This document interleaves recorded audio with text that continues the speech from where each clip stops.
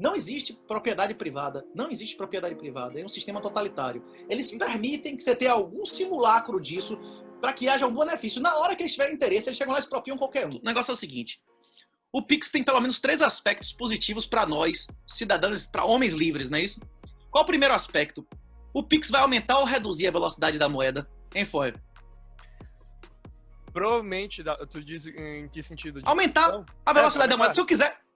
Se eu quiser mandar um TED, um DOC pra você, a porra do dinheiro às vezes fica preso 3 dias pra você receber, não é isso? No Pix você vai receber na mesma hora. Às vezes o mesmo dinheiro vai circular 10 vezes, que o outro só circular uma. Ele vai ficar pendente ainda. Não sei se você teve a oportunidade de assistir aquele Hidden Secrets of Money do Mike Maloney. Ele explica de maneira excelente que a Alemanha na Primeira Guerra Mundial, você duplicou a base monetária e o preço das coisas diminuíram. Você lembra desse exemplo? Não assisti esse É porque muitas pessoas são idiotas e eles acham que a quantidade de dinheiro que é impresso não tem nada a ver com o preço. A inflação real, a única medida de inflação real é o aumento da base monetária. Exato. O aumento de preços ele é relativo, porque inclusive os preços são diferentes para cada pessoa em cada lugar. Se eu não como feijão, você come feijão, o seu custo de vida é totalmente diferente do meu. Só que você imprime o dinheiro, ele não vai imediatamente aumentar o preço das coisas. Sim, porque o cliente não vai comer, porque a moeda exatamente. Não é há 300 anos existe o conceito de Cantillon de que a inflação é diferente, a percepção da inflação é diferente nas camadas. Quem vai pegando o dinheiro primeiro vai sentindo primeiro a inflação e isso vai derramando a sociedade dos vagabundos que são donos do Estado até os servidores públicos, até os últimos que são os caras que têm menos ligação criminal com o Estado, são os últimos a sentir isso. Beleza, perfeito. Pronto. Para que isso ocorra, é necessário que a moeda circule.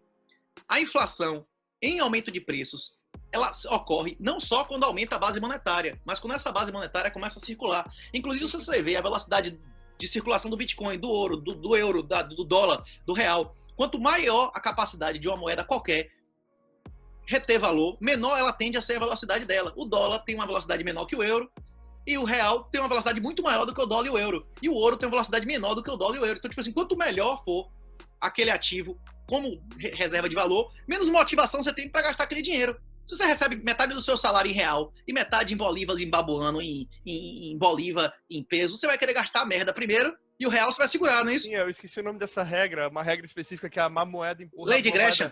Lei de Gresham. Lei de Gresham. E, tipo assim, é uma regra lógica. Você vai segurar, se você diluir a moeda, você vai pegar as moedas antigas que ainda são de prata, de ouro e segurar e gastar as novas que são diluídas, não é isso?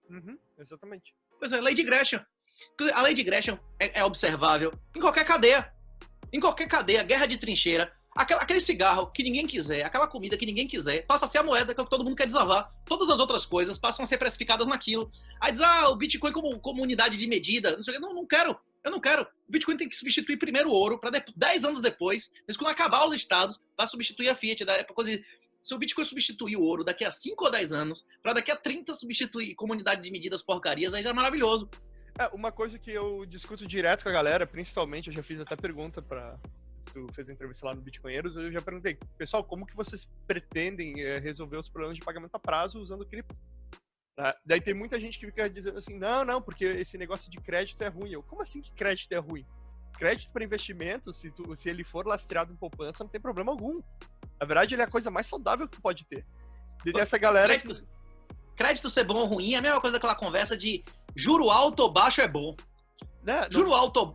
Tipo assim, o juro bom é o juro de mercado. Qualquer juro que seja determinado por um político é uma desgraça, que é um tabelamento de preço, porra. Exato. Não, exatamente isso. E daí o que acontece? Se tu começa a falar de crédito, que é um crédito pareado em poupança, feito mercadologicamente. A galera... O crédito subsidiado do BNDES pros brother, pra Magazine Luiza, pros vagabundos campeões nacionais, é ruim pro otário que tá pagando e maravilhoso pra quem tá pegando, não é isso? Exatamente. Não, e daí o pessoal começa assim, não, sabe esse negócio aí de mercado de crédito no Brasil? Tem que acabar. Sabe por que tem que acabar? Porque crédito é ruim. Como assim crédito é ruim? Sabe, tem uma galera dentro que defende, tipo, alguns maximalistas de Bitcoin que são ignorantes econômicos, esse é o problema. E daí quando tu vai conversar com essa galera, só sai besteira. Não, e às vezes o cara entende o que é as implicações do Bitcoin e você ignora, por exemplo, algumas implicações da natureza humana, como esse negócio que você estava mencionando aí do ANCAP. do Ancapso. Esse negócio do Ancapso ficar dizendo, se a liberdade não ganhou, não terminou. Beleza, vai terminar quando em Cuba? Vai terminar quando para os 10 milhões de pessoas no campo de concentração chinês? Vai terminar quando para quem está na Coreia do Norte? Eles todos têm acesso à internet e continuam escravos. Como é que a internet vai... É isso. Assim, é importante. Esse livro, inclusive, vai ter o link aí embaixo, né? Se o pessoal tem uma pesquisada, dá uma olhada, grátis no Kindle. Explica, inclusive, isso. Se o cara não entender efeito Curley, se o cara não entender a estratégia de Cloward-Piven, ele não vai entender que o Estado é capaz, sim, de manipular e tabelar custos de administração e custos de transação, mantendo os caras escravos e utilizando a tecnologia antes do que a própria iniciativa privada. Ele cria um defasamento, porque, tipo, somente quem cria a tecnologia é o mercado. Só que o mercado, para poder isso daí começar a espalhar, tem um custo de transação. O que o Estado pode fazer? Disparar o custo para cima e para ele o custo fica baixo. Então ele se adapta antes. Isso daí aconteceu na China, cara. Quando começou a ter o avanço do armamento chinês, por exemplo, quando começaram tipo, na era do ferro ainda, o pessoal começou a utilizar armas melhores. O que o governo chinês fez? Naquela época do Império, eles proibiram que a população utilizasse armas, tipo, facas, essas coisas com base em ferro e tudo mais, só podia usar de bronze, enquanto o exército monopolizava para si a questão de materiais bélicos utilizando uma tecnologia mais avançada. E lá naquela época o Estado era talvez não tão centralizador quanto hoje, mas centralizador pra caralho ainda, sabe? China sempre teve esse problema, se tu for analisar. O Estado sempre foi grande na China. Tem vários autores que defendem, inclusive, que só existe democracia, embora a democracia seja uma desgraça, mas eles consideram democracia num conceito clássico de república. Só existe algum tipo de controle de poder se a classe média dominar economicamente o país. Se o país for dominado economicamente pelos muito ricos, eles vão usar os muito pobres para ser uma ditadura totalitária, exatamente o que a gente está vivendo. Inclusive, o juro negativo, a grande causa da desigualdade social, para ficar só reclamando desigualdade, é a redução dos juros, porque a maioria das pessoas não tem patrimônio nenhum. O juro negativo multiplicou dezenas de vezes o patrimônio, 0 vezes 10 é 0, e 1 vezes 10 é 10. Então a desigualdade aumentou 10 vezes, mesmo que o patrimônio fisicamente continua sendo o mesmo de todo mundo, né? Mas só para resumir, tem 3 aspectos que o Pix é bom pra gente. O primeiro aspecto é esse, aumento de velocidade de moeda, acelerando o colapso da Fiat podre bolivariana. Sim. O segundo aspecto é o enfraquecimento da corrupção dos bancos.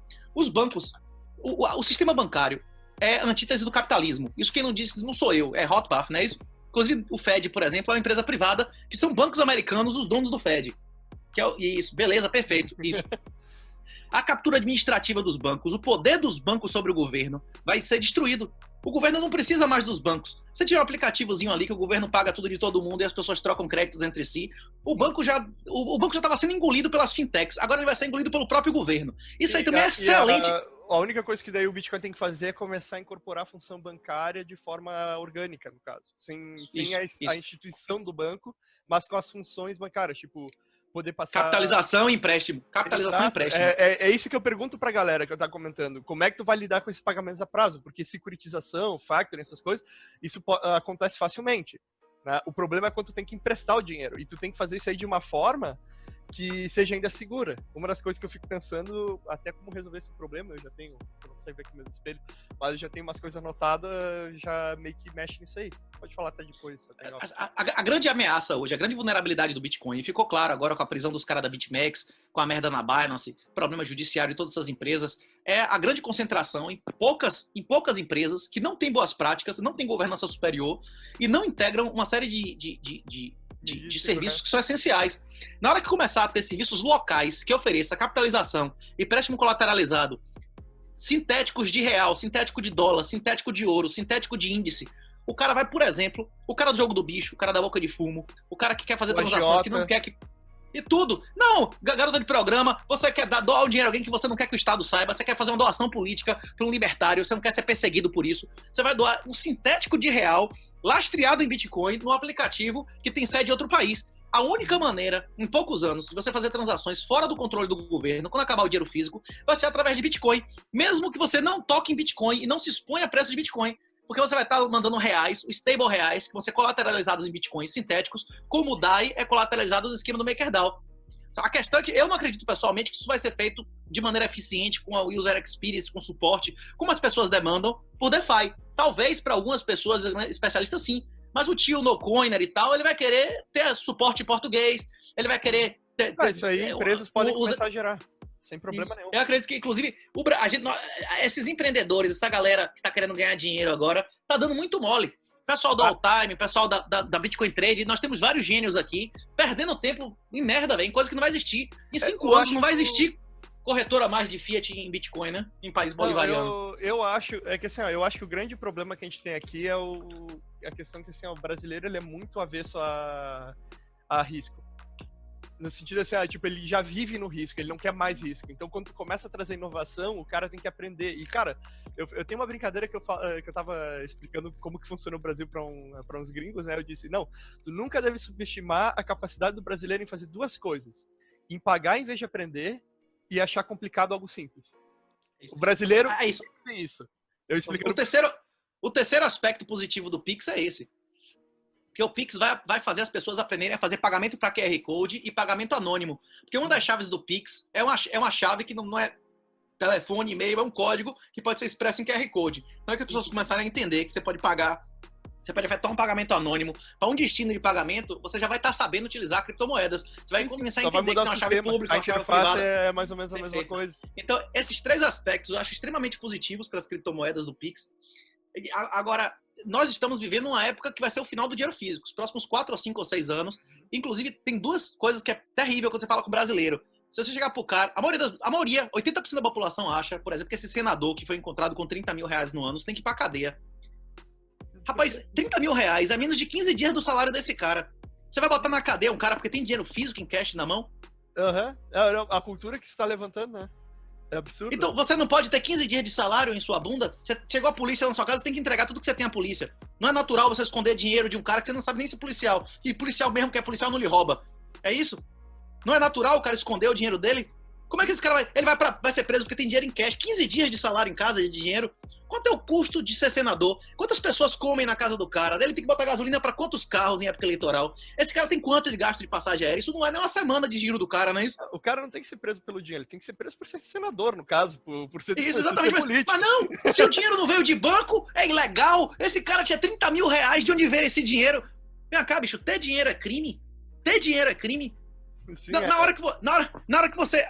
É isso, bicho. Na hora que a pessoa começa a considerar aceitável que a presunção de culpa é do indivíduo, acabou. Não tem mais previsão legal, não tem mais nada. O governo pode pegar qualquer um e prender e todo mundo vai aplaudir lindamente. Essa mentalidade de, você não alegou esse dinheiro, você é bandido, você não tem o que esconder, mas quem não deve não teme.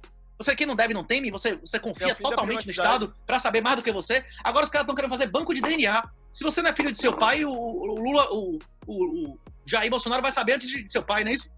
Seu filho não é seu, o cara vai saber primeiro que você. Ele vai saber e você não vai. Uhum. Ele vai saber que sua mulher lhe traiu e você não vai saber. Ele vai saber a doença que você vai ter daqui a 20 anos e você não vai saber. Que porra é essa?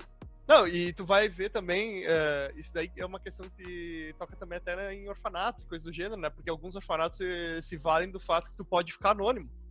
A mulher pode entregar o filho e ficar anônima, não ter nenhuma ligação. Se eu não me engano, tem até alguns países que quando tu entrega teu filho pro orfanato, o registro que tu teve o filho é até apagado.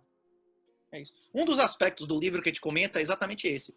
Um dos aspectos universais de colapso civilizacional é domínio de valores femininos. A maioria dos países passaram a ser socialistas. Imposto de renda é a invenção do século XX. Isso só acontece depois de mulher votar. Não é porque mulheres votam, é porque as mulheres daquela época não trabalhavam, não tinham instrução e passaram a votar. É por isso que todo partido de esquerda quer que o cara com 15, 16, 12, 11 anos vote.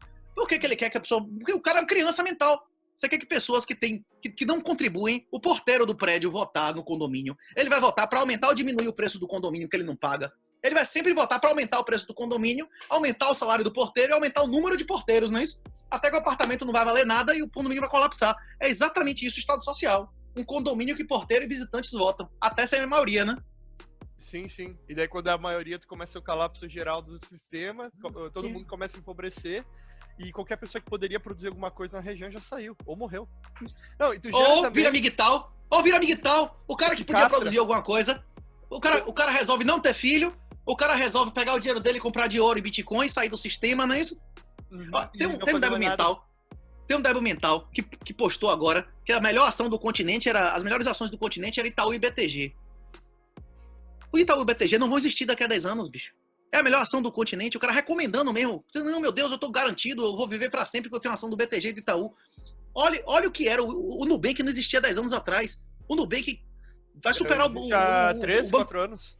Pelo amor de Deus, não vai existir. O governo não vai precisar mais desses bancos. Mesmo que o governo não precisasse deles, eles já seriam obliterados pelas fintechs. Mesmo que não tivesse o Bitcoin, que também vai obliterar eles. Não vai existir nem Itaú, nem BTG. Acabou. O cara achando que é o melhor. Imagine, você vê os bancos da Europa, dos Estados Unidos, todos perderam espancadoramente pro ouro. Fora que você tem uma ação de um JP Morgan, de um Bank of America, você tem uma chance gigantesca do negócio quebrar, você tem uma chance gigantesca de você ter um problema de liquidez, não poder sacar o dinheiro, tá com perda. Ouro não, ouro continua sendo ouro, 24/7 líquido, não é isso? Totalmente líquido, você não paga imposto de se você não vender. É absurdo. Os caras, inclusive o cara, eu tô ganhando dinheiro na bolsa. Claro que você tá. Você tá ganhando dinheiro na bolsa porque você tá assumindo riscos que você nem sequer compreende. Sim. O problema é que uma hora é o que o Taleb chama, já que você tá do lado de Taleb nessa discussão do QI, de catar moedas na linha do trem, não é isso? Você tá catando moeda na linha do trem, na hora que o trem chegar, meu irmão. Isso do Israel Kirzner, que ele disse que o plano de negócio de Israel é catar moeda na linha do trem. Exatamente. Ganhar de colher pra perder de balde. Pronto, você ganhou, eu ganhei 1000 vezes. Na hora que você perder, acabou. Pronto. Tudo, sim. Tu é destituído. Não, e se tu for analisar, cara, como a gente tá falando essa questão aí da moralidade, que a pessoa que tem a capacidade de mudar alguma coisa e compreende o problema, ela acaba se castrando. Eu até fiz um tweet esses dias falando sobre a questão que tu começa a analisar que cultos e figuras públicas e outras ideologias, elas começam a predar na fragilidade, na insignificância percebida do indivíduo sobre si mesmo, para poder solapar essa individualidade e se aproveitar disso para se multiplicar. Isso se multiplica como um vírus mental, é super perigoso, cara. E daí tu vai vendo as pessoas que têm a capacidade, talvez, de resolver esse problema, elas analisam a realidade, entendem que existem esses cadáveres andando por aí, essas pessoas que a individualidade morreu, e em vez de eles começarem a se proteger disso, não, eles basicamente destroem qualquer formação institucional capaz de resolver esse problema, se tu for analisar. Isso é verdade. E o que Mas acontece no longo prazo? Só completando o pensamento. O que isso acontece no longo prazo? Tu começa a ter uma expansão do Estado, porque tu tem cada vez mais pessoas que são necessitadas do Estado, daí pessoas que têm a capacidade mais sensata acabam saindo ou morrendo, né? E se tu for considerar, digamos, em países como Coreia do Norte e coisas do gênero, tu vai ver, cara, as pessoas que saem de lá, elas são anormais, elas são afetadas de uma forma, elas têm um problema, um trauma psicológico enorme. Psicopatas neurológicos. São Sim, psicopatas neurológicos idiota útil. O cara é psiquiatricamente afetado, né? Tu ligou o ventilador? Quer que eu desligue? Tá ruim o áudio? Não, é só tentando apontar ele pro microfone que tá de boa. Mas pode desligar, não quero que tu passe calor, eu acho que tu mora no Nordeste, né? Porra, Salvador tá foda, velho. Sim. Melhorou? Nossa, é baiano ainda, perfeito. O que o canal precisava de baiano. Tá perfeito. Não, mas o que acontece também nessa questão toda... Agora tá escura a tua câmera, só pra avisar.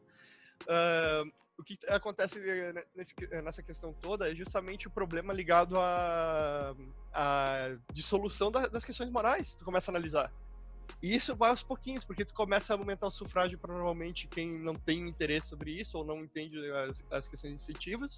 Daí tu começa a criar essa coligação, como tu bem disse. Tu começa a utilizar dos pobres em maioria, tu começa a multiplicar os pobres, incentivar a pobreza, para que uma classe dominante utilize eles para empurrar uma massa, digamos, de pessoas que são produtivas a basicamente dilapidarem o próprio capital, ou eles acabam saindo do país, ou morrendo, ou se castrando. Se castrando não digo assim fisicamente, mas eu digo mentalmente. Os se anulando na sociedade, não trabalhando, não ocupando a posição que eles deveriam ocupar naturalmente. Sim, tu começa a depredar a posição de elite natural. Isso daí degringola rapidamente. Depois daí, cara, quando uma elite natural, uma geração deixa de ser elite natural, ela tem que ser recriada do zero. A instituição sumiu.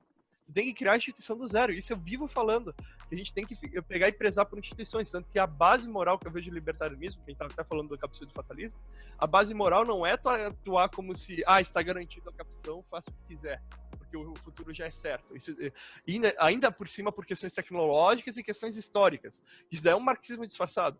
A única fundamentação que tu tem é tu atuar como se tu fosse a última pessoa que tem a capacidade de fundamentar as instituições que as gerações futuras podem utilizar.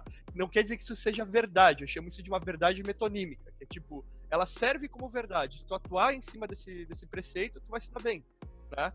Por quê? Porque tu vai fazer as decisões corretas agora, no presente, em vez de tu cruzar os braços e falar, um dia alguém vai fazer. Se tu colocar categoricamente essa posição, ninguém vai fazer nada. O que essas pessoas não entendem? O que o cara que faz uma previsão que Vento do ventilador. Inevitável. O que esses caras não entendem, pô, é o seguinte. Primeiro que não tem nada garantido. Pode vir um meteoro amanhã acabar com a humanidade. Mas o que esses caras não compreendem é uma coisa que já foi comprovada por diversos nobres de direita e de esquerda, que as pessoas seguem motivações.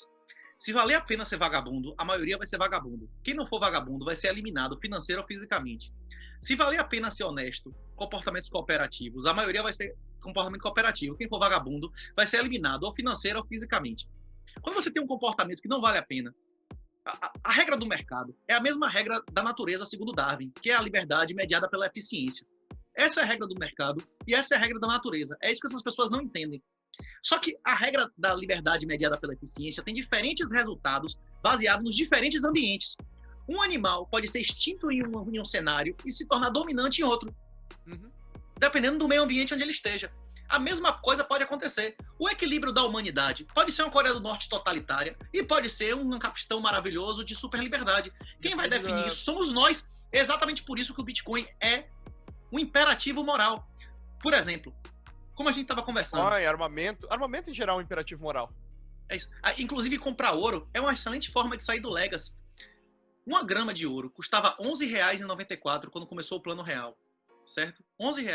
Quanto é o grama do ouro hoje? R$ 350. Sim. Que ação subiu 35 vezes sem pagar nenhum imposto, com liquidez total em sua casa, desses anos? Nenhum. Isso não existe. Sim, no legacy não existe. Aí o cara ganha em real e ele acha que está ganhando alguma coisa. O número de reais aumentou 48% esse ano. A pessoa que investiu em qualquer coisa nesse país que não teve um retorno líquido de 48%, descontado o risco, não é você teve 48% de retorno, não. É você teve 48% de retorno descontado o risco, porque você tem que ter o que você ganhou, mas o que você poderia ter perdido. Você perdeu dinheiro. E não existe nenhuma opção no sistema convencional que a gente chama de legacy. E o livro serve, inclusive, para fazer essa demonstração. Não é só esse ano, que esse ano realmente foi extraordinário. Todos os anos, desde que começou o juro negativo, desde 2007, 2008, não tem nenhum ano que a perda fixa, como eu chamo de renda fixa, ou a perda variável, como eu chamo de renda variável, não tem, acabou. Quem continuar no legacy vai ser destruído. Exatamente. Quem continuar no legacy vai ser destruído, vai ser obliterado primeiro financeiramente e depois fisicamente, porque esse é o objetivo da engenharia social. A engenharia social não quer apenas te escravizar, ele quer prostituir os seus filhos, ele quer colocar na cabeça de seus filhos que aborto é maravilhoso, que você só deve ter filho da hora que você estiver realizado financeiramente, que a coisa mais importante para a mulher é ter um emprego, fazer um doutorado e juntar o primeiro bilhão antes de engravidar, para que sua filha, sua neta não tenham filhos e você seja extinto. O objetivo dos caras é exatamente esse. Sim, diminuir Isso é uma coisa que eu tenho que pegar e sentar um dia com o Cogos e conversar, porque quando ele começou a falar, um debate que ele teve comigo e tal, sobre antinatalismo, ele falou merda sobre o Big Tal. Falou merda. Mas teve pontos que ele acertou um atrás do outro sobre antinatalismo. Esse que é o problema que eu vejo da maioria das discussões hoje em dia, que o pessoal não conversa os pontos, eles conversam o que eles acham que é e a discussão se atravessa, sabe? A justiça negou a Bruno o DNA. A justiça negou ao goleiro Bruno o DNA. Tipo assim, não é só na França que o cara não tem direito de discutir se o cara é o filho dele. Aqui no Brasil isso já aconteceu.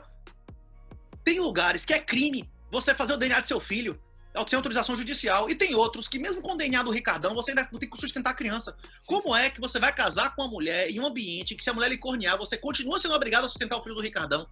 É inviável, legalmente inviável. A lei brasileira e a lei feminista em todo lugar do mundo, ela existe exatamente para inviabilizar as instituições naturais, como a nobreza, como a honra e como a família, né? Sim.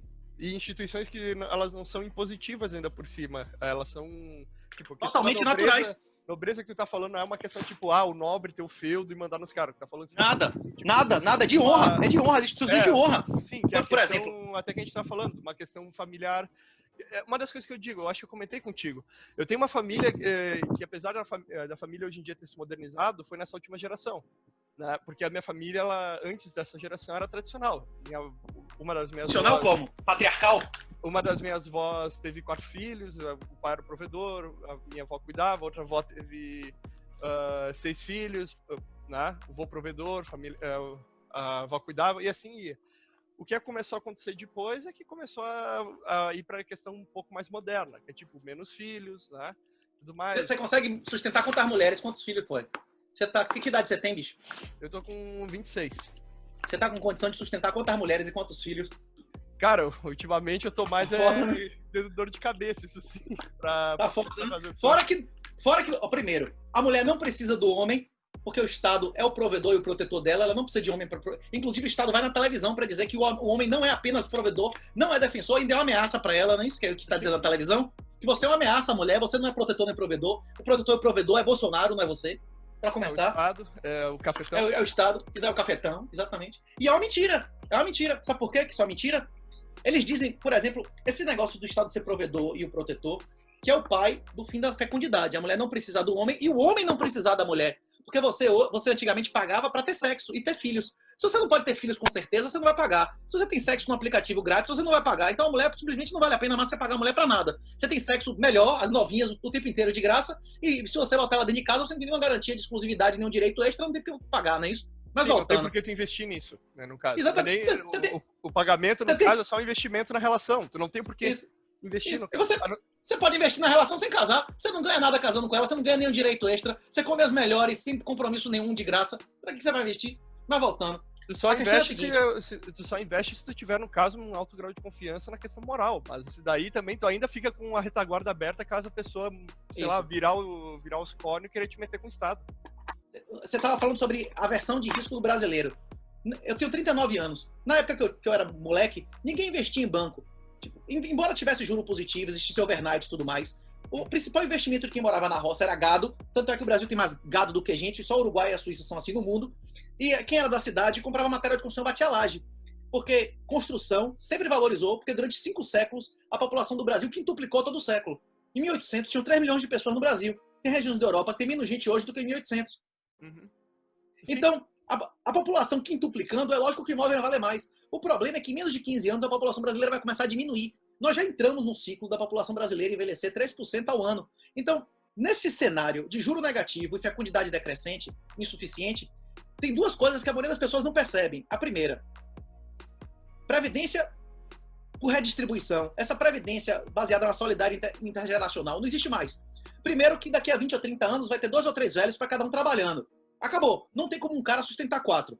Segundo, com juro negativo, vai render quanto a sua capitalização, a sua previdência por capitalização? Vai render negativo. Tá? Você vai botar dinheiro todo mês lá, na Previ, na Petro, sei lá o quê, na Postales. Na hora que você vai tirar, vai ter menos em prata, menos em ouro, menos em galinha do que você botou. Então, as pessoas que acreditarem no Legacy, quem achar que vai aposentar no INSS, servidor público, juiz, quem achar que vai aposentar com previdência complementar, vai ser destruído financeiramente. Essas pessoas vão ser destruídas, a família delas vai ser destruída. A raça dela, não é eles vão morrer, não, eles vão acabar com sua raça. Isso é mais do que matar você. Eles vão impedir você de ter uma família estruturada e vão impedir de seus filhos de terem qualquer coisa e deixarem qualquer coisa para seus netos, né? Sim, vão destruir todo. Tu fala Legacy, no caso, pro sistema convencional. Sim, mas eles vão destruir teu legado, querendo ou não, é isso que eles vão destruir. Que é o teu Legacy também, né? Isso, é o teu legado. Não, eles vão destruir você financeiramente, culturalmente e fisicamente. O seu DNA vai deixar de existir. Quando eu percebi o que era o juro negativo, a guerra ao dinheiro, 2011, 2012, eu fiquei muito deprimido com isso. O Bitcoin não apenas salvou minha vida financeira, mas também minha saúde mental. Como se diz na Bíblia, né? Quanto mais conhecimento, mais sofrimento. Se você não quiser entender disso, beleza, você vai ser um escravo. Você não vai deixar nada para os seus descendentes. Se você quiser deixar alguma coisa para os seus descendentes, você vai ter que aprender isso. Tem um argumento que eu já ouvi até de deputado bolsonarista, de gente de nível, porra, com 50 mil votos, que eu toda hora ouço em grupos. Mas você disse que Bolsonaro é uma putinha do PT, porque imprimiu 48%, porque piorou todas as métricas macro. Mas quem se preocupa com métrica macro é empresário. Você tem quantos milhões? Você tem empresa para se preocupar que o real caiu a metade de valor? Isso não muda nada na nossa vida. Cara, tu ainda tem que comprar as coisas, tu ainda depende dessas coisas. A qualidade da comida não come daquilo. Depende do valor da moeda. O quanto vale a moeda que o mendigo recebe? A poupança, as moedas que o mendigo guardou 3 meses, quanto. Tipo assim, a manutenção do valor da moeda é a métrica básica do valor moral da sociedade. Quando um dinheiro perde o valor, a sociedade perde o valor moral, porque não vale mais a pena trabalhar, não vale mais a pena se esforçar, não vale mais a pena poupar, vale a pena queimar de puta e cocaína. E é exatamente isso que acontece em todo o país, que a moeda perde valor. E é por isso que esse é o primeiro sinal do colapso civilizacional. Na hora que não vale a pena mais trabalhar, não vale a pena mais poupar, a sociedade se degenera. Roma caiu justamente por isso. Isso. O pessoal fica, invasões bárbaras. Por que Roma feminismo, segurou? Feminismo provoca welfare, assistencialismo. Assistencialismo provoca déficit sistemático. O déficit sistemático normalmente é pago com a impressão da moeda. Aí a moeda não vale mais porra nenhuma. Os caras fazem o quê? Tabelamento de preços. Aí as pessoas abandonam as atividades. Teve um édito de preços em Roma em 311. Inclusive o imperador que fez isso foi o imperador que mais matou cristão na história da humanidade. Exterminou cristão, matou, arrancou língua e tal. Aí as pessoas começaram a abandonar as atividades reguladas. Aí veio um outro édito dizendo que você tinha que fazer o que seu pai fazia, senão você era morto. Se seu pai fosse padeiro, você tinha que ser padeiro. Sim, Não, a pergunta que o pessoal sempre fica fazendo assim, que eu jogo pra galera, né? O pessoal fica, porque Roma caiu pelas invasões bárbaras. Eu falei, cara, Roma segurou a invasão bárbara por séculos. Por que caiu naquele? Porque foi muito grande. Cara, tu já viu o tamanho... Por gerações, o exército romano já era majoritariamente bárbaro. Só que o exército romano tinha mais bárbaro do que os bárbaros, enquanto ele tivesse ouro e prata pra pagar os caras, né? Exato. Daí quando tu começou a depreciar a moeda, tu começou a ter a desestabilização completa da defesa. Claro. Você acha que a França, os Estados Unidos, precisa de americano ou de francês para defender eles? Basta baixar o padrão da legião estrangeira, que acabou. A maioria dos policiais militares e militares brasileiros, se fossem aceitos com 5 patentes menos lá no exército americano, provavelmente iam na hora, né? Sim, dependendo do pagamento, iam na hora mesmo. Então, você é capitão? Aqui você vai ser suboficial. Pode vir, agora você vai ganhar em dólar, não é isso? Você não vai operar um bandeirante, não. Você vai operar uma coisa top, não é isso? Sim. E outros problemas que tu tem sobre essa destruição geral da moeda... como a gente tá falando, a questão da moralidade começa a ser destruída. E eu não vejo que isso seja somente o feminismo. Que tu colocou o feminismo. Esse é um elemento. É um elemento. É feminismo. Eu vejo que é o identitarianismo coletivista. Isso. Mas isso é uma característica feminina. Os valores masculinos são 4, inclusive isso é explicado no livro. Os valores masculinos é coragem, honra, habilidade. Coragem, honra, habilidade e... acho que é lealdade, um negócio assim. São os valores masculinos. E os valores femininos são aqueles que são relacionados à empatia, que é o que você está falando, e à emotividade. Valores identitários é empatia emocional. Isso é valor feminino. Sim. A questão é a feminação da sociedade. O feminismo é só a expressão disso. Eu só vou colocar uma nota de rodapé aqui. Quando a gente está falando de valores femininos masculinos, a gente não está falando que não existe mulher leal, mulher corajosa. Não, nada disso. São inclusive associados a isso. Quando a feminista fala, masculinidade tóxica, é justamente isso que ela tá. O negócio é o seguinte: a vida da mulher na sociedade, na história da humanidade, a mulher nunca viveu mais do que o homem na história da humanidade. A mulher, inclusive, aposenta antes, porque na época que se criou a aposentadoria, a mulher morria 10 anos antes, beleza? Uhum. Então não era justo que ela morresse tão cedo e não recebesse antes, né? Sim. Mas voltando. Só foi, eu acho que mudar isso. 80% dos homens. Né? Tem prova, tem antibiótico, né? Tem provas genéticas que 80% dos homens que viveram no mundo nunca deixaram descendentes. E mais de 80% das mulheres que viveram nesse planeta deixaram descendentes. É muito mais difícil para um homem ser digno de ser pai do que uma mulher ser digna de ser mãe.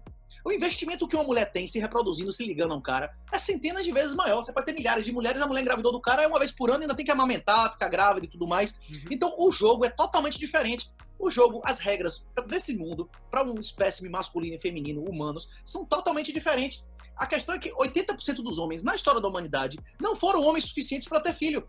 Valores masculinos não significa que todo homem tem. A maioria dos homens não tem. Esses homens aí, os caras não são homens, eles não têm nenhuma coragem, nenhuma lealdade, nenhuma habilidade, nada, não tem nenhuma força. O cara todo cheio de geleia, como é que chama? Você vê o cara fisicamente, meu Deus, o cara não tem vergonha, desgraça dessa. O cara cheio de dinheiro podendo malhar, o cara não, nem aquele cara fecha a boca, faz jejum. Jesus mesmo dizia coração em jejum, o cara tá com uma petiola maior do que muita mulher aí, bicho. O cara não fecha a boca 2 dias na semana, não consegue fazer um jejum intermitente. O cara que não tem disciplina pra comer, o cara vai ter disciplina mental pra se controlar, pra não fazer merda sexual. Pelo amor de Deus, né? Sim, não é completamente coligado, mas assim, é justamente isso. O cara não tem controle e acaba gerando esse tipo de coisa. Rapaz, a preferência temporal, inclusive eu recomendo mais uma vez, leiam Seifert de Amos, David Cohn-Standard, que foi recentemente traduzido pelo doutor da USP aí, doutorando Guilherme, um livro genial, ele mostra isso, que inclusive é mais importante para o seu sucesso na vida, a sua preferência temporal do que seu QI, foi o que a gente conversou no início. Inclusive a preferência temporal se expressa de todas essas maneiras. É por isso o cara da favela, O cara da cadeia, normalmente, ele tá ali porque ele faz o que ele quer. Quem faz o que quer tá na cadeia. A nobreza, a honra, a coragem não é a ausência de medo. É você saber que tem uma coisa mais importante do que a ameaça que você tem medo. Você, por exemplo, saber que você vai morrer, mas saber que você vai morrer por uma coisa mais importante do que aquilo, que é a vida de seus filhos, sua honra, a integridade de sua família. É isso que é coragem, é isso que é nobreza. E as pessoas que estão na cadeia, normalmente, tem perseguidos, tem pessoas que estão na cadeia por nobreza. Esses caras de Hong Kong mesmo, porque foram nobres. Eles sabiam que iam se fuder, sabiam que ia pra cadeia, mesmo assim eles foram. Mas a maioria dos criminosos, os caras que se fodem na vida, eles se fodem porque eles fazem o que eles querem e não o que tinha que fazer. Ele come a filha da mulher, foi pedófilo, adúltero, tem filho com 5 mulheres diferentes. A questão é exatamente essa. A preferência temporal, ela é diretamente influenciada pela capacidade de retenção de valor da moeda. Se a moeda não prestar e Bonobo, Buba, foi o maior responsável pela diluição, pior do que Dilma, consequentemente também diluiu a moral do brasileiro. Sim, isso que vem de um conservador, né? Dito conservador. Essa que é a pior parte. Então, e se for ainda começar a analisar sobre essa questão toda, né, dessa diluição, tu pode também analisar justamente os fatos que estão ligados a risco, né? Porque assim, quando tu começa a ter uma questão que tu quer analisar o que vem de longo prazo, normalmente o homem, quando tá solteiro e tudo mais, ele é tomador de risco. Ele sai por aí, toma risco. Quando ele começa a formar uma instituição, ele começa a ter prudência. E a prudência é a melhor parte da coragem, se tu for analisar. O cara tem que ser corajoso para meter a cara para bater, mas ainda assim ele tem que ser prudente para não levar soco na boca à toa, né? Então, existem ciclos naturais da vida. Existe uma fase que quando você nasce, você consome muito mais do que você produz. Sim, aí depois você vai aumentando gradativamente até os 20 e poucos anos, dependendo da sociedade. Aí uma hora você começa a produzir mais do que você consome e você começa a acumular. Na nossa civilização, o casamento mediterrâneo era de um homem entre 35 e 40 anos com a menina entre 15 e 20. Que é quando o cara já acumulou patrimônio com a menina que tem um ápice de atributos reprodutivos, não é isso? Sim, o ápice de fecundidade. Isso. A questão é que tudo isso aí está sendo a ideologia. Inclusive, é importante que se diga que essas coisas não... feminismo, gaysismo, negrismo, essas coisas não surgiram naturalmente na sociedade. O educacionismo, por exemplo, o cara achar que ir para a faculdade, que fazer uma pós-graduação, mestrado, que inclusive o cara chega lá para estudar que é lindo, estudar porcaria de ideologia, isso não é espontâneo, isso foi criado pela União Soviética, isso foi bancado pela União Soviética, as pessoas que foram contra isso, foram assassinadas sistematicamente, tem documentação, que inclusive tem no livro, que no mínimo desde a década de 30, opositores ao comunismo, opositores a todas as estratégias de infiltração, eram assassinados sistematicamente. Até hoje a Rússia não está envenenando uma porrada de gente aí, o cara fala mal de Putin, não aparece morto, os caras matam, até hoje matam. Quem se opuser às pautas, inclusive fraudemia, lockdown, tudo isso são pautas de pura subversão, de destruição de patrimônio privado, para que os políticos, os amigos dos políticos, tenham mais dinheiro para comprar tudo barato e tenham mais domínio sobre a vida das pessoas, né? Não, a própria China, que depois que começou a ter o colapso lá e eles conseguiram se recuperar mais cedo, porque começou lá a doença, né, começou a espalhar e os estados começaram a foder tudo, começou a ter o colapso local daquelas economias e estão os chineses comprando tudo agora. Na verdade, eles dizem que eles cresceram 6% esse ano. Rapaz, eu não sei não, velho. Qualquer dado que vier da China é mentiroso. Eles não sabem nem a população deles, né? Eu não confio nos dados chineses. O que eu tô dizendo é o seguinte, eu não tô dizendo que a China tá crescendo, tô dizendo que ela tá adquirindo patrimônio em outros países. Ah, com certeza. Mas o problema é que se Trump ganhar daqui a 15 dias, uma das propostas abertamente deles, de Trump, ele defende isso abertamente. Não, expropriar todo o patrimônio do PCC e dos seus representantes, as empresas chinesas do mundo inteiro, para indenizar pela fraudemia. Eles perderem tudo isso aí. E vem cá, na hora que aparecer uma proposta dessa, os Estados Unidos por trás, para esses países todos aí que receberam dinheiro da China não pagar nada e ficar com o patrimônio inteiro, eles vão achar ruim? Sim, sim. Cara, vai ser uma putaria que isso vai dar, cara. Isso aí eu dou certeza. Mas sim, no geral, o que aconteceu dessa questão toda é que simplesmente foi jogado uma nacionalidade no ventilador e se a China comprando tudo. Se a China se recuperou ou não se recuperou, isso eu não ligo. O ponto que eu tô dizendo é que a tentativa deles é começar a tomar patrimônio em outros países. Esse é o foco. E não existe economia privada na China. O homem mais rico da China, o Jack Ma, foi chamado para uma conversa e colocado para dar procuração para os testa de ferro do partido controlar todo o patrimônio dele. Depois ele sumiu por meses. Não existe nenhuma empresa do Partido Comunista Chinês, da ditadura mais assassina da história, privado. Não existe. Não existe. E Buba queria abrir as pernas para esses caras entrar aqui sem visto, não é isso? Não, e outra coisa que também acontece bastante lá na China também é a questão que tu vai analisar a indústria militar deles, ela é completamente subsidiária em empresas estatais. Tu tem certas Tudo, não, partes de tudo, organização. tudo. Sim. Tu Tudo, tem certas todas as partes empresas que lá, são organizadas até, só que elas têm que responder ao Estado.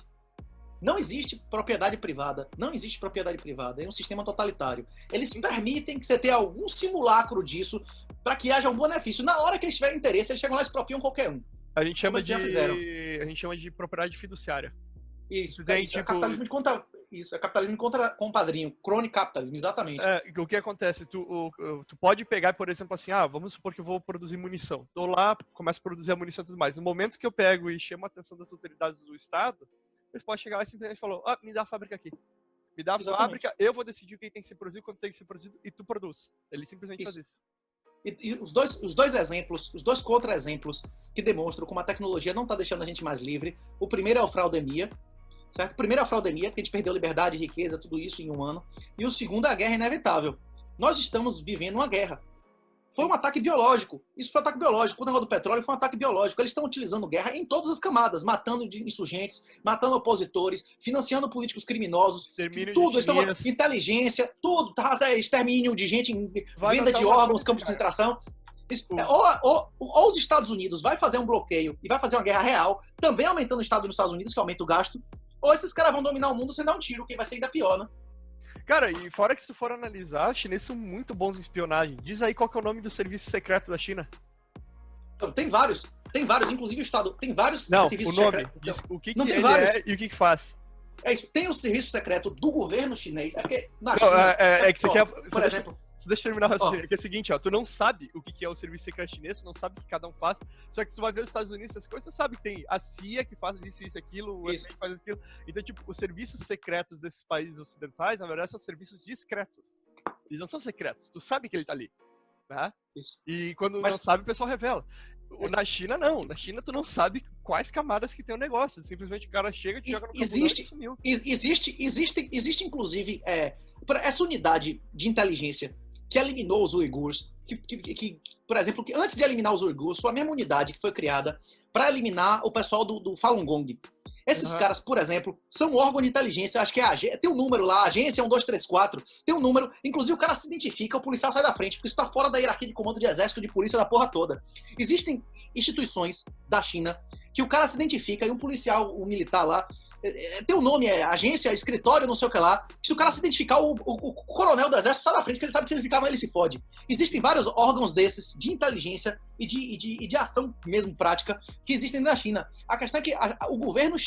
É importante que se diga que quem governa a China não é o Estado chinês, é o Partido Comunista Chinês. É como o negócio da SS. A SS não era o exército alemão. Era uma outra coisa que não era o Wehrmacht. O SS era um órgão nazista. Era um órgão do Partido Nazista. A Alemanha não era governada pelo Estado alemão. A Alemanha era governada pelo Partido Nacional Socialista dos Trabalhadores Alemães. É a mesma coisa. É uma ditadura totalitária de um partido, não é o Estado. Eles não representam o Estado chinês. Então, tipo assim, existe uma estrutura do Estado e existe uma estrutura do partido. O exército chinês não chama exército chinês, é Exército de Libertação Nacional do partido, não é isso? Sim, sim. Não, e por esse controle tem também a formação final do Estado, que o Estado ele é o monopólio da questão jurídica, né, e da violência, mas se tu for ver, o Estado, quando ele chega na sua forma mais sublime, vamos colocar, por falta de uma palavra, tipo, a forma final dele é o monopsônio da questão bélica, o monopsônio do armamento. Ele se torna um comprador final, ele é tipo, pra quem não sabe o que é monopsônio, só pra avisar, é como o monopolista ele tem pra venda, né? O monopsônio é pra compra, só ele pode comprar armamento. Ele é o único que tem esse direito, ele é um direito reservado legal de compra de armamento. Isso. E ele então dita o preço, porque tu vai vender pra quem? Né? Tu vai vender pra quem? Tu vai vender pra quem? Só pode vender pro monopsônio. Um exemplo clássico de monopsônio, por exemplo, uma empresa que faz ketchup numa região que se planta tomate. O consumo dela é 95% do tomate, ela vai consumir. Então ela que vai ditar o preço do tomate, senão você não vai ter quem vender, né? Mas voltando, se alguém tiver interesse de acompanhar como é que tá a situação na China hoje, tem um canal no YouTube excelente, um cara chamado Chris Chappell, China Uncensored. Inclusive, ele já entrevistou o diretor da CIA, vários generais do exército americano. Inclusive, ele tem episódios especificamente explicando as estruturas de polícia e de inteligência da China. É um negócio impressionante. Inclusive, eu acredito pessoalmente que a Binance é um órgão chinês. Embora o cara diga ser dissidente, eu não acredito nisso. Por isso, eu não teria conta lá e não manteria um centavo na Binance. Uhum. Cara, vamos falar sobre a questão, já que a gente tratou isso aí do monopsônio legal sobre armamento, vamos falar do armamento, que tu gosta de falar bastante do armamento físico e virtual. aproveitar e bater isso daí. No Brasil, legalmente, você tem duas possibilidades de adquirir uma arma de fogo. Você pode adquirir a arma de fogo através do sistema do Sinarme, que é na Polícia Federal, que é todo na internet, você não precisa nem pisar lá. E existe o sistema do Sigma, que é no Exército. A questão é a seguinte, o Sigma, você não precisa fazer um teste prático, você não precisa fazer psicoteste, mas você tem que ser filiado a um clube de tiro. E você tem que fazer prova de que você está comparecendo no mínimo 8 vezes por ano, beleza? Só que esse sistema não está informatizado. Você tem que fazer prova de habitualidade, nem que você vai lá e dê um tiro de ar comprimido. Você tem que comprovar que você está aparecendo lá. É por isso que explodiu por 10 o número de clube de tiro no Brasil.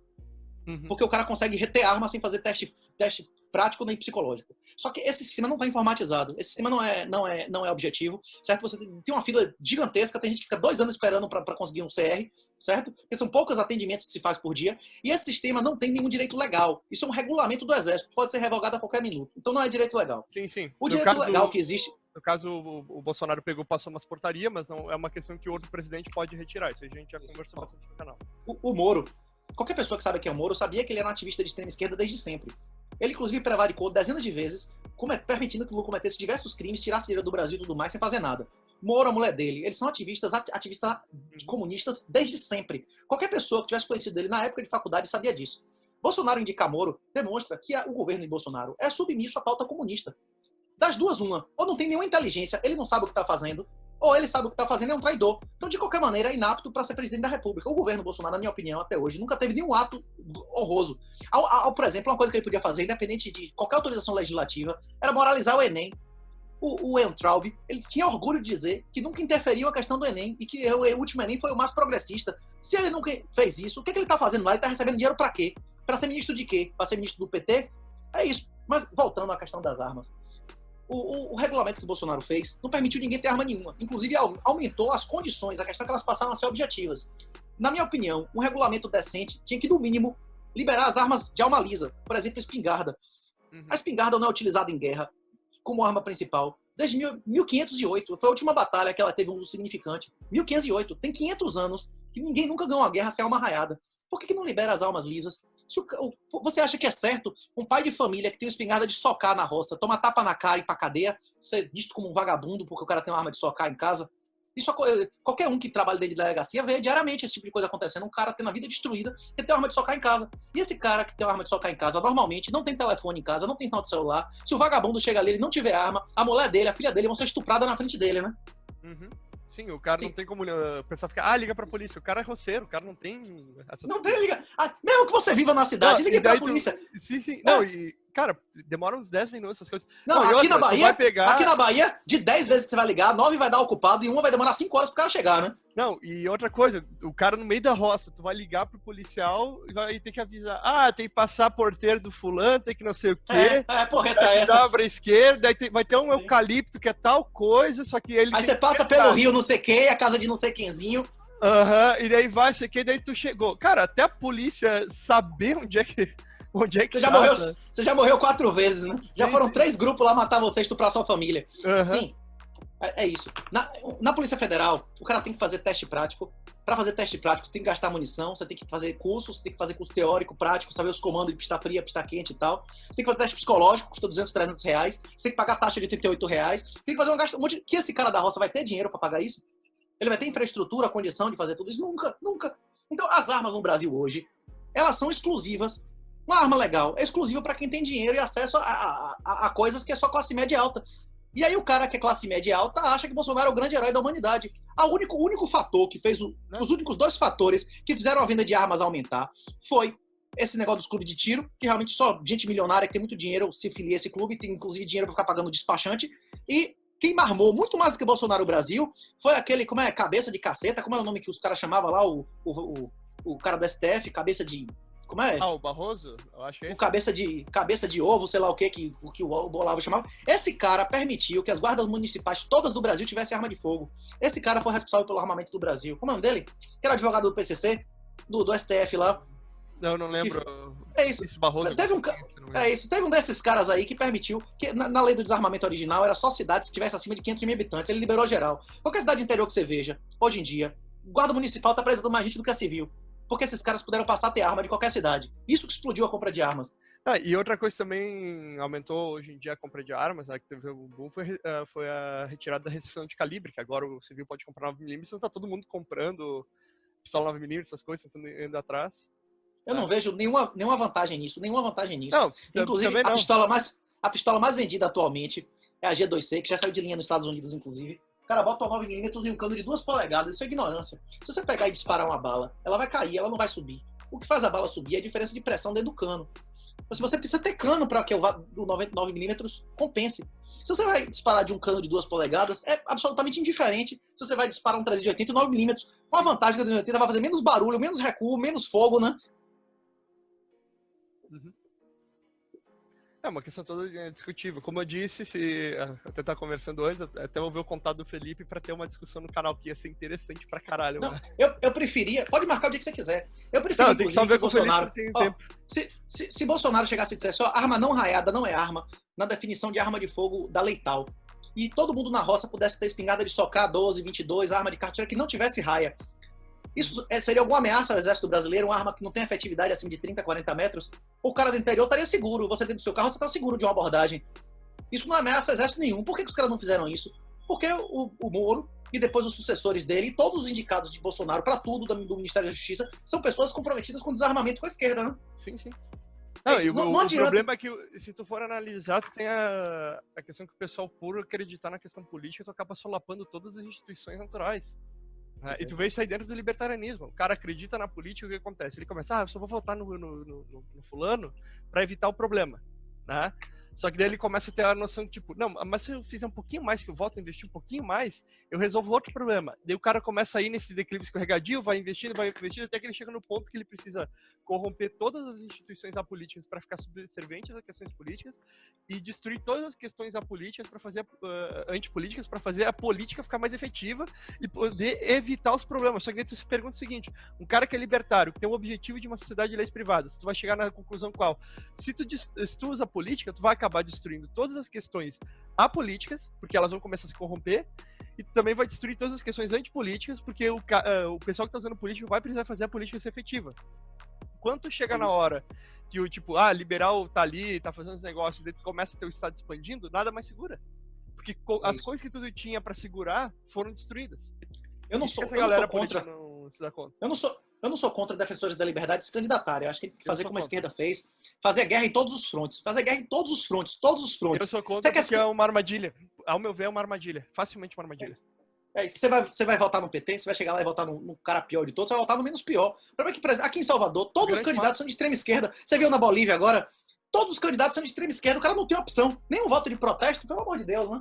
Ou como é que chama? Eu não sou contra o cara. Inclusive, o que eu sou contra é o cara achar que isso vai ser a solução da vida dele. Não vai. Você quer ir? Vá. Você quer ir, se candidate. Você pode, inclusive, se candidatar para pegar o dinheiro e comprar de Bitcoin. Maravilhoso. Você pode, inclusive, ir lá para militar. Pegar dinheiro roubado.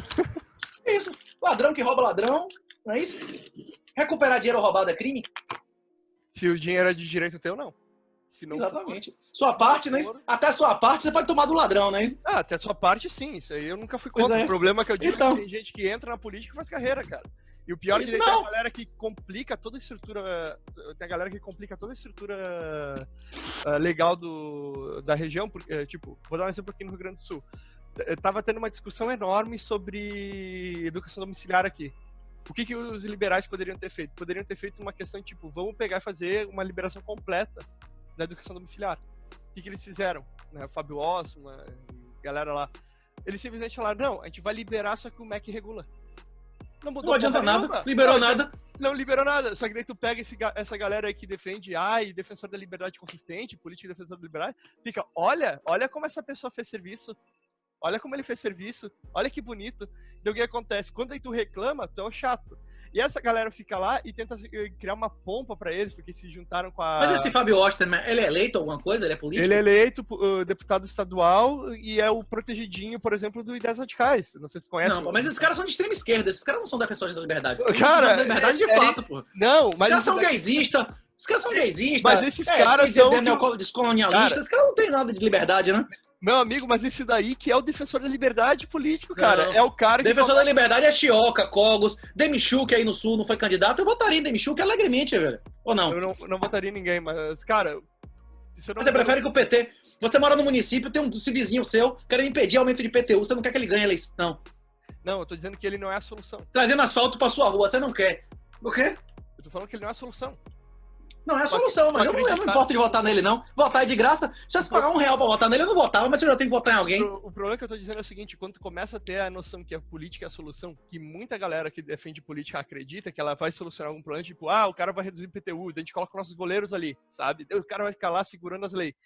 Qual que é o incentivo? Como a gente tá falando da questão da moralidade, então agora eu vou usar contra ti. Veja só, o incentivo é que o pessoal começa a falar, não, se eu tivesse mais apoio, se isso aqui fosse diferente, eu poderia fazer mais. E a galera que vota nele desinformada vai começando a baixar as barreiras contra o Estado.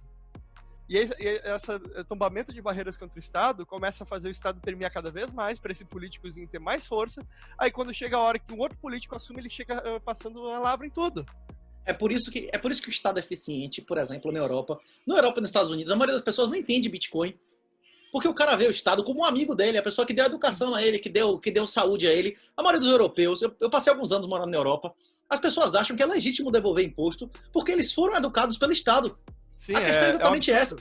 Não, então, é isso que eu tô dizendo. Quando tu começa a permitir uma questão política... Estado eficiente. Estado eficiente. A todo momento... O cara se apaixona. A política é uma armadilha. Tu pode parar e pensar assim, não, se eu votar no político tal, o político tal, ele não vai passar o IPTU. Legal. Cara, eu não tô dizendo que, tipo, não, vota no petista, que daí o petista vai aumentar, o IPTU vai foder todo mundo, daí o pessoal vai ficar puto com o Estado. Eu não tô dizendo isso. É que eu tô dizendo que na ideia que, a gente tem que eleger nossos goleiros, colocar o político tal pra ele ficar defendendo o gol e não deixar a coisa passar. A gente não tem que defender pra ir pro gol, não. A gente tem que defender nossos políticos pra ele chegar lá no Congresso e dizer, compre Bitcoin, ou sua família, você vai ter que prostituir seu filho. Você vai ter que prostituir seu...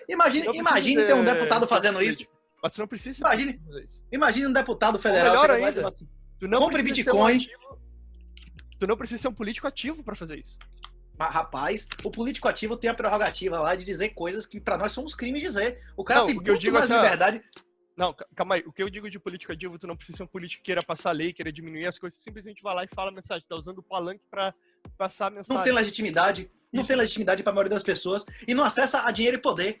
Um político desse pode fiscalizar coisas, ter acesso a informações que nós não temos, nós estamos numa guerra total. Mas eu tô falando... Você não quer, por exemplo, saber quem teve acesso ao seu Pix daqui a uns anos? Cara, o problema não é esse. Como eu disse, quando tu começa a abrir espaço para esse tipo de político, tu tem que baixar a questão de defesa. E essa questão de defesa não é que, tipo, o indivíduo pega e vai lá, como o pessoal pensa que a economia é controlada pelo presidente, né? Tipo, não, o preço do arroz eu vou passar essa barrinha aqui para cima, o preço do feijão eu vou baixar um pouquinho, o preço... Não é assim. O que eu tô falando das questões institucionais não é que tu controla a instituição, é que simplesmente algumas pessoas vão começar a achar que elas têm que pegar e ser mais tolerantes à política, né? Enquanto outras pessoas que começam a ser intolerantes com a política são colocadas como loucos, são afastadas, e as instituições que são para defesa da população do civil contra o Estado começam a ser dilapidadas. Isso porque o pessoal está apoiando uma pauta política. Então, moralmente, você começa a analisar para o longo prazo, apesar de tu queira colocar um político lá para saber o que está acontecendo, para entender o que acontece e tudo mais, esse cara acaba sendo um cavalo de Troia pra gente. Porque tu vai pensar assim, não, olha aqui, a gente vai colocar o cara lá dentro. Só que tu tá dentro do outro cavalo, é um cavalo dentro do outro, sabe? Por exemplo, os deputados, você acha que hoje já sabem usar Bitcoin? Deputados e senadores? Não sabem. E é melhor que não saibam como funciona para não regular. Se esse cara que tava com 30 mil reais na bunda, esse vice-líder do governo na Câmara, soubesse usar Bitcoin, seria melhor ou pior para ele? Para ele, provavelmente melhor, não ia ser pego. Se Gedel, que foi pego com 80 milhões de reais no apartamento, soubesse usar Bitcoin, era melhor ou pior para ele? O que é bom para ele, talvez não seja bom pra gente. Não é? Esses caras comprando Bitcoin em alta ia ser ruim pra gente? Cara, não tô falando nesse ponto. Se esse cara comprar Bitcoin, ele vai querer regulamentar o Bitcoin? Ele vai aceitar a regulamentação de Bitcoin? Ué? O Fábio Wassman declara Bitcoin? Ele usa quantidade significante. Quantidade significante. Quanto é que ele declara? Cara, 5, 4? Sei lá, a galera tá simplesmente começando a empurrar essa questão aí. Começar a querer regular. Quantos Bitcoin o Osterman declara? Quantos por cento do patrimônio dele? É insignificante. Agora, Gedel com 50 milhões de Bitcoin, 50 milhões de reais em Bitcoin, a conversa era outra. É muito difícil. As pessoas respondem a estímulos. Se você fizer valer a pena para um vagabundo defender o Bitcoin, ele vai defender o Bitcoin. O problema não é esse, cara. O problema é que daí tu começa a criar toda uma estrutura em cima disso. Não tô falando confiar no cara. Eu não tô falando confiar no cara, inclusive a população, na hora que esses caras começarem a defender o Bitcoin como forma deles receberem propina, elas vão começar a desmoralizar mais ainda eles, porque eles não vão receber o salário em Bitcoin, vai receber o salário em real, não é isso? Agora o político vai receber o dele em dinheiro. Sim, ele vai forte, começar né? a destruir mais ainda e vai piorar para a moeda inteira. O que eu tô dizendo é o seguinte, não adianta simplesmente colocar que o político aceite Bitcoin, que começa a se tornar essa coisa e começa a foder todo mundo. Porque ele tá tirando, tipo, o bebê com a água do banho. Você não tá resolvendo o problema. A questão é que vamos ver cada vez mais generalidades. A gente vai descobrir isso nos próximos anos. Eu acredito que daqui para a próxima eleição municipal, esse pessoal já vai ter aprendido, porque inclusive as restrições com o Pix vão ser muito maiores. O traficante de drogas, o cara do jogo do bicho, provavelmente o camelô, o agiota, o camelô, a prostituta não vai poder utilizar o Pix. Se usar, vai ter problemas muito sérios, né? O pessoal vai ter que começar a buscar formas alternativas. E eu acredito que vai ser real sintético lastreado em Bitcoin. Esse pessoal vai ter que aprender a usar criptomoeda. Cara, é que se tu for analisar, o Pix é o pesadelo de qualquer usuário de Bitcoin. Porque assim, ó, é o Estado tendo a custódia do teu dinheiro. Custódia completa. Não, mas é o sonho também. É o sonho. Não, é o que eu falei, tem os três aspectos. Ao mesmo tempo é o sonho. É o sonho que o pessoal acorde, né? Não, eu entendo isso. Tipo, olha, tá piorando, é capaz do pessoal acordar e começar a usar criptomoeda. Então, apesar de estar piorando, pode melhorar. O problema é, como eu disse, tu tá simplesmente considerando a questão tecnológica. E tu tá caindo no erro. Não adianta simplesmente... Calma. Não é tecnológica, não. São três questões práticas. O Pix aumenta ou diminui a velocidade da moeda? Aumenta. A gente já falou isso no início do vídeo. Isso, reduzindo o valor dela, não é isso? Sim. O Pix aumenta ou reduz a capacidade de user experience de um usuário passar a usar uma Blue Wallet, por exemplo, ou um aplicativo de trocas off-chain? Aumenta, não é isso? Sim, aumenta. Aumenta. É uma interface no ar, sim. O Pix aumenta ou diminui a dependência e o poder de banco sobre o Estado? Diminui a captura administrativa despenca, porque o governo não precisa mais do banco, ele vai mandar esse cara ao caralho. Ele agora o banco precisa do governo, não o contrário. Exatamente. Não, exatamente. Eu concordo com isso. O detalhe que eu tô dizendo é o seguinte, os incentivos disso daí ocorrerem, então aí, o problema é que justamente só porque tu tá implementando uma nova tecnologia, não quer dizer que tu vai ter um retorno positivo dessa tecnologia. De cara, assim, porque o Estado pode simplesmente começar a utilizar. Tem aspectos positivos e negativos, com certeza. Sim, sempre o Estado tem. vai controlar. O Estado vai querer pegar e controlar cada vez mais. Exatamente. No Brasil, o que me em qualquer país. Se tu for analisar legalmente aqui no Brasil, criptomoeda não é moeda. É outros bens. É outros bens. Se tu vender teu carro por criptomoeda, isso não é tecnicamente uma compra e uma venda, porque tu não tá usando dinheiro, é uma permuta. Não, você não realizou, é um mútuo federativo, é uma troca isso. É uma troca, é simplesmente uma permuta. Uma permuta é difícil o Estado regular. Agora imagina se vai um filho de uma puta de um liberal que entende mais ou menos como o Bitcoin funciona e tem a brilhante ideia de conseguir fazer um lobby fudido, mudar a lei de curso forçado e dizer que, não, agora a criptomoeda é moeda. E você fez transação, mas vai acontecer isso. Eles vão tentar, inevitável. A questão é exatamente essa. Ao meu ver, isso daí que é horrível se tu for considerar, porque é, digamos, uma adaptação do Estado para o que são as criptomoedas. Isso é muito mais difícil acontecer com um cara que é completamente ignorante sobre criptomoeda, que o cara que acha que é golpe, essas coisas. Nós não sabemos direito. Nós não sabemos direito, objetivamente, as implicações sociais do Bitcoin. Mas isso vai acontecer muito rápido. Em 3 ou 4 anos, essa discussão que a gente está tendo já vai ter respondido à realidade. Não tem possibilidade de existir dinheiro físico em 10 anos. Quando o dinheiro físico for estritamente regulado, toda a economia cinza e negra vai ter que migrar para algum lugar.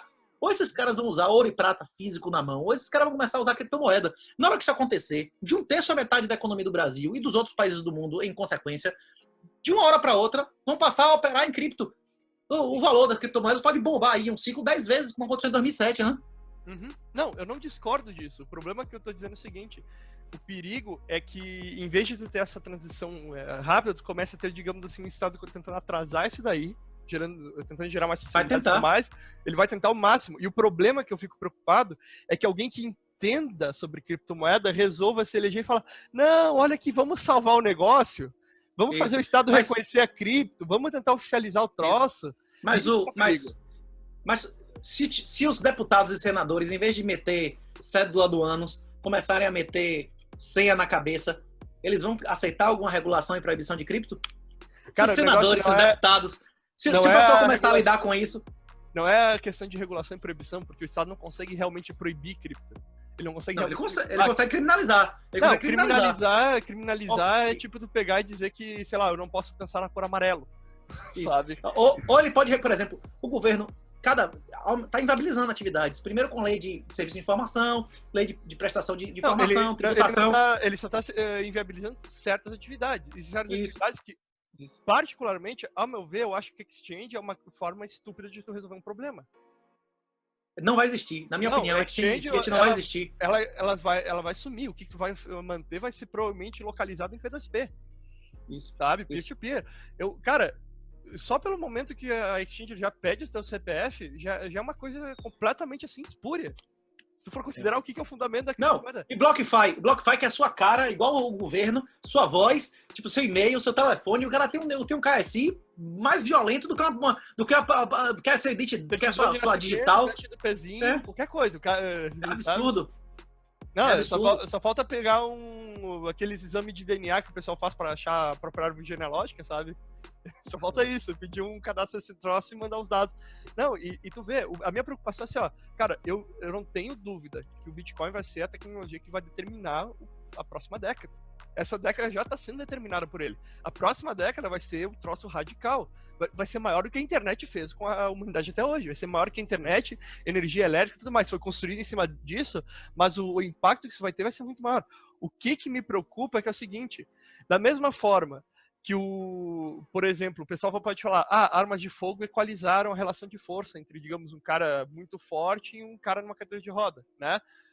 Mas a tecnologia foi utilizada pelo Estado e acabou que o Estado que está cada vez mais poderoso.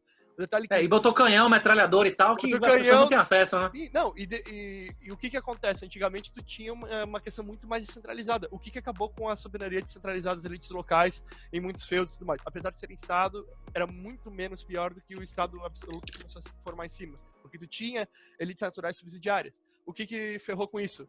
O canhão. O canhão começou a derrubar a muralha. Acabou, né? Então, uma quantidade muito pequena de pessoas, com tecnologia, com recurso absurdo, eliminava uma quantidade enorme de pessoas. Né? Essa é a minha preocupação. Eu não estou dizendo assim, Bitcoin é um hoax. Não, obviamente eu sou a favor disso daí, né? O problema que eu digo é o seguinte, eu não vejo que simplesmente Bitcoin ganhou. Bitcoin não é bala de prata. Criptomoeda, em geral, não é bala de prata. Certo? Eu não sei se tu é uma das armas, perfeito. É uma das armas. Não adianta tu falar...